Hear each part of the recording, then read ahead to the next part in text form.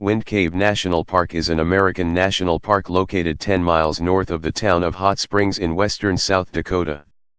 Established in 1903 by President Theodore Roosevelt, it was the 7th national park and the first cave to be designated a national park anywhere in the world. The cave is notable for its calcite formations known as boxwork, as well as its frostwork. Approximately 95% of the world's discovered boxwork formations are found in Wind Cave. The cave is recognized as the densest cave system in the world, with the greatest passage volume per cubic mile. Wind Cave is one of the longest caves in the world with 149.01 miles of explored cave passageways, as of 2018. Above ground, the park includes the largest remaining natural mixed grass prairie in the United States.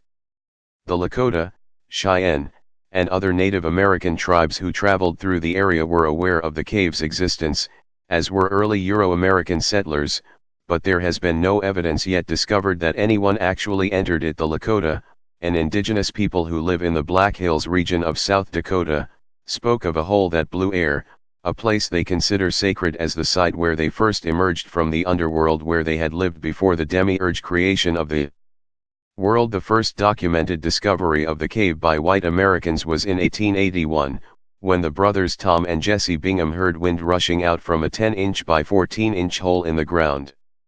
According to the story, when Tom looked into the hole, the wind blew his hat off of his head. The cave passages in the park are said to breathe as air continually moves into or out of them, equalizing the atmospheric pressure of the cave and the outside air. When the air pressure is higher outside the cave than inside it, air flows into the cave, raising the cave's pressure to match the outside pressure. When the air pressure inside the cave is higher than outside it, air flows out of the cave, lowering the air pressure within the cave. A large cave such as Wind Cave with only a few small openings will breathe more obviously than a small cave with many large openings. Rapid weather changes, accompanied by rapid barometric changes, are a feature of western South Dakota weather. If a fast-moving storm was approaching on the day the Bingham brothers found the cave, the atmospheric pressure would have been dropping fast, causing the cave's higher pressure air to rush out all available openings, creating the wind for which Wind Cave was named. From 1881 to 1889, few people ventured far into Wind Cave. Then in 1889 the South Dakota Mining Company hired Jesse D. McDonald to oversee their mining claim on the cave site. The South Dakota Mining Company may have hoped to find valuable minerals, or it may have had commercial development of the cave in mind from the start. No valuable mineral deposits were found, and the McDonald family began developing the cave for tourism. Jesse initially hired his son Alvin and, beginning in 1891, Alvin's brother Elmer, to explore and help develop the cave. Alvin fell in love with the cave and kept a cave diary. Others who worked at Wind Cave and helped explore it between 1890 and 1903 include Katie Stabler, Emma McDonald, Inez McDonald, and Tommy McDonald. By February 1892 the cave was open for visitors. The standard tour fee was apparently $1, which was a significant sum of money at the time. Tourists explored the cave by candlelight on guided tours. These early tours were physically demanding and sometimes involved crawling through narrow passages.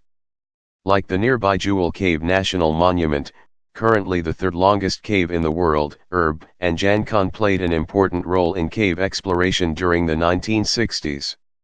Wind Cave National Park protects a diverse ecosystem with eastern and western plant and animal species.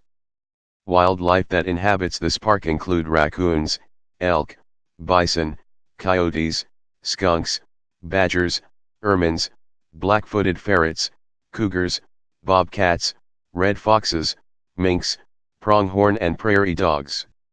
The Wind Cave bison herd is one of only 4 free-roaming and genetically pure herds on public lands in North America. The other 3 herds are the Yellowstone Park bison herd, the Henry Mountains bison herd in Utah, and on Elk Island in Alberta, Canada.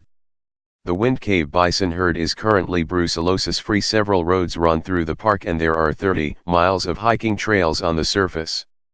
The park had an estimated 656,397 visitors in 2018.